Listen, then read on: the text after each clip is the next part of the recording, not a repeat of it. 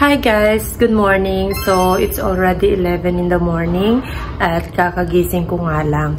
So, pauwi na kasi ako ngayon sa Taichung and yung boyfriend ko maagang umalis kasi nga may trabaho siya. And then, nag-request siya sa akin kahapon na ipagluto ko daw siya ng pork binagoongan bago ako umuwi. So, sabi ko okay. Kaso nga guys, sa kasamaang palad, wala kaming coconut milk dito sa fridge.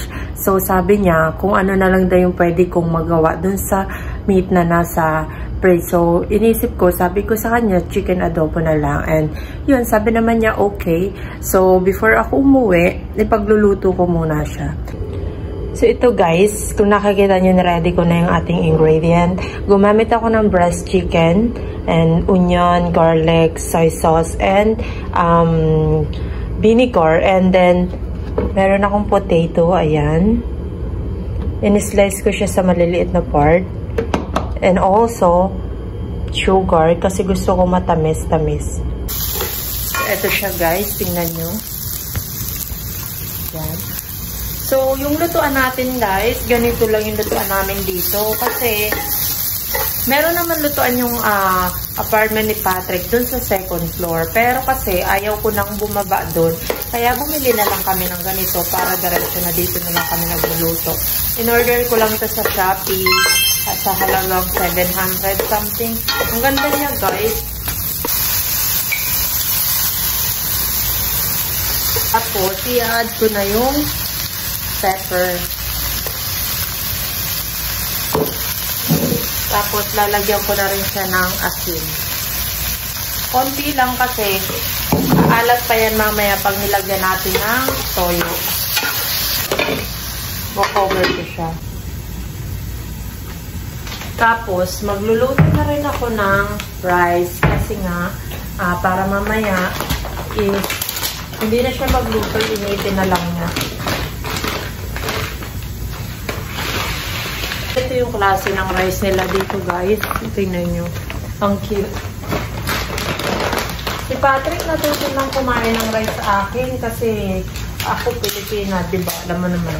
Rice is life. Buti na lang yung boyfriend ko hindi maarte.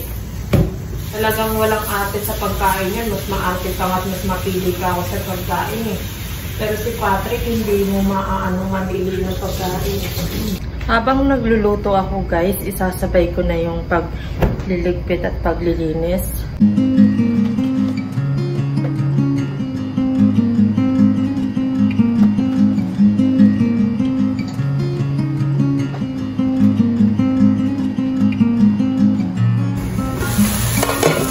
Ilalagay ko na yung patatas.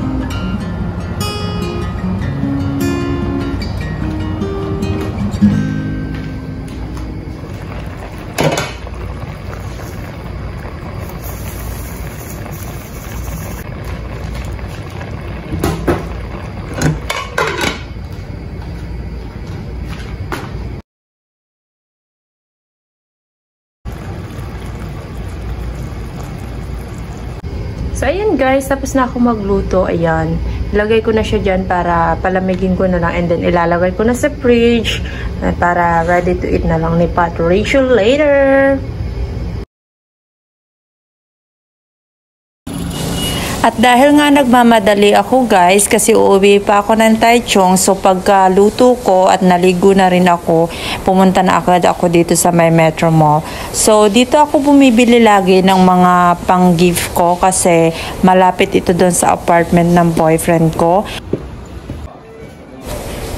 As you can see guys, ang daming tao dito, and itong mall na ito medyo ang syalan niya, medyo social siya guys. So hinahanap ko yung Zara kasi dun ako bibili, kasi alam ko na yung pagbibigyan ko is mahilig sa pabango. Kasi hindi ko na alam guys kung anong ibibigay ko dun sa mga katrabaho ko na nag-birthday, kasi hindi ko alam kung magugustuhan nila o hindi.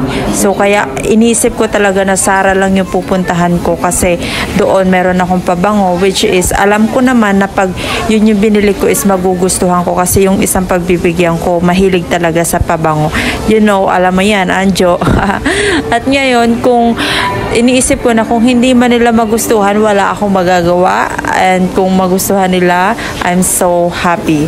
And huli kong bibilihan si Patrick kasi mabilis lang naman siyang mabilihan, and alam ko na kung ano yung bibilihin ko sa kanya, kasi alam ko naman kung ano yung kailangan niya. So andito na nga tayo guys sa Zara. Halika, pumasok tayo at hahanapin ko agad kung saan nakalagay yung pabango.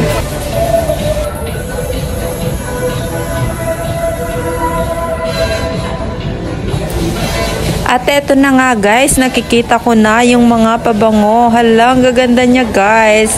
Alam nyo, inamoy ko yan isa-isa talagang. As in, hindi naman isa-isa. Bongga naman ako kung isa-isa, napagalitan na ako. Ang babango niya guys talaga. So nahihirapan akong pumili. Ang maganda lang kasi yung isang pagbibigyan ko, alam ko na hindi siya mahilig sa matapang na amoy. And yung isa, alam ko na gusto niya yun talagang mabango na nag-uumapaw ganun. So bali dito ang bibilhan ko lang dalawa na katrabaho ko, and yung isa naman bibilang ko siya sa Uniqlo kasi alam kong medyo kikay and K-pop na mag-outfit yon.